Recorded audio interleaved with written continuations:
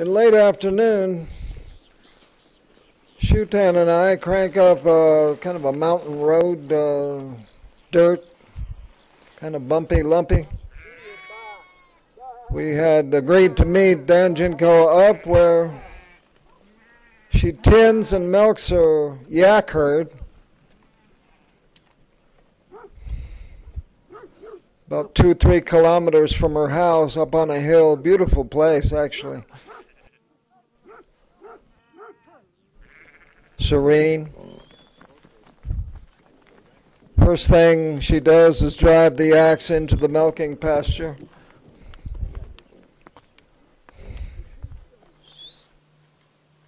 Or her assistant does, actually. Well, we parked our bicycles next to a barbed wire fence. Dan Chin Koa here, observing who needs help and who might be milked.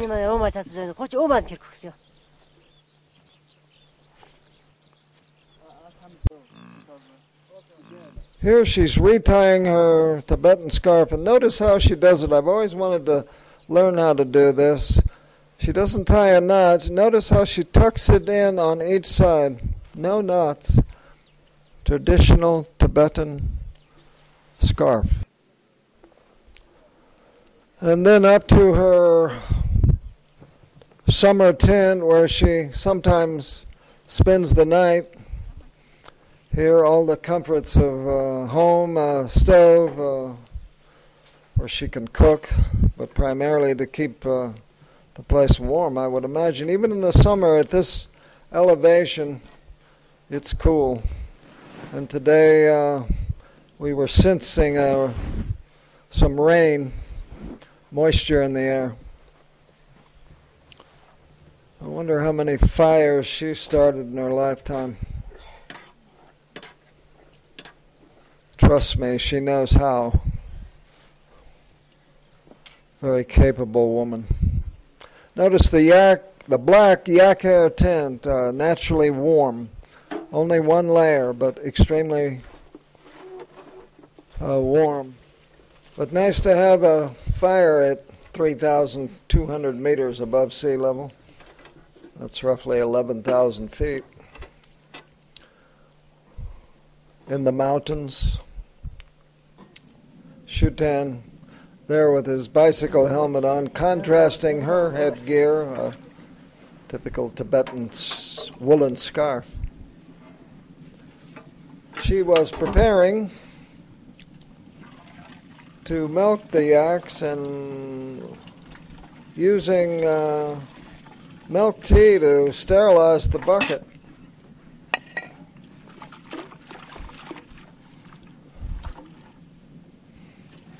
I learned a lot about milking yaks, being out there in this beautiful area of Qinghai province on a July evening. Then it was time to go down and milk Mama, her assistant carrying the bucket. Mama nursing baby. And here comes Dan Jin Koa, who is prepared to, I think she does this just about every day. Her assistant putting some kind of solution on one of the calves, and boy, hard to do. They say yaks are fairly cantankerous. Dan Jin Koa washing her hands. Mama nursing baby. Dan Jin Koa ties the front legs of the cow together, I guess so she doesn't get kicked. But what do I know about milking a yak? The only thing I've ever milked was a bottle.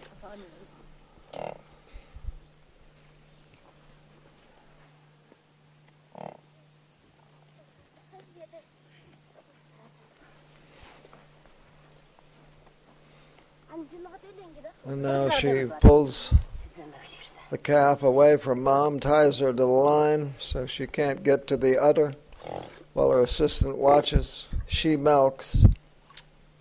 Look at the expression on the cow's face.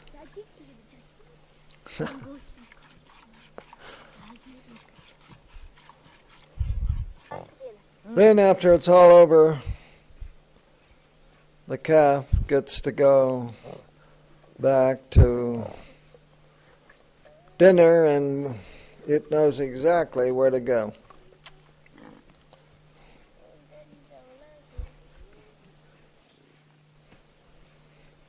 Later it started to sprinkle. We had guessed it might rain because of the clouds watering the wildflowers. This is a beautiful area of eastern Qinghai province. Here her son helping her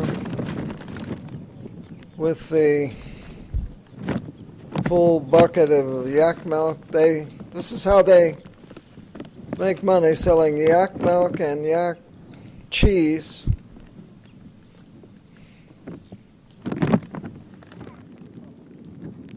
The clouds gathering and a beautiful rainbow in the distance. Beautiful area with the shaft of light illuminating the village below. After Danjin Koa takes care of the yaks, she goes into this tent and I guess has dinner, rests a little bit, and then at 9 o'clock she takes care of the sheep. That's her life. It's a wonderful life, isn't it? To take care of the yaks. I want to be a yak herder. Yeah, so do I. You do? Yeah. You're too young to be yak herder. You need to be in city. Hachi needs to be out here. To me, this is heaven.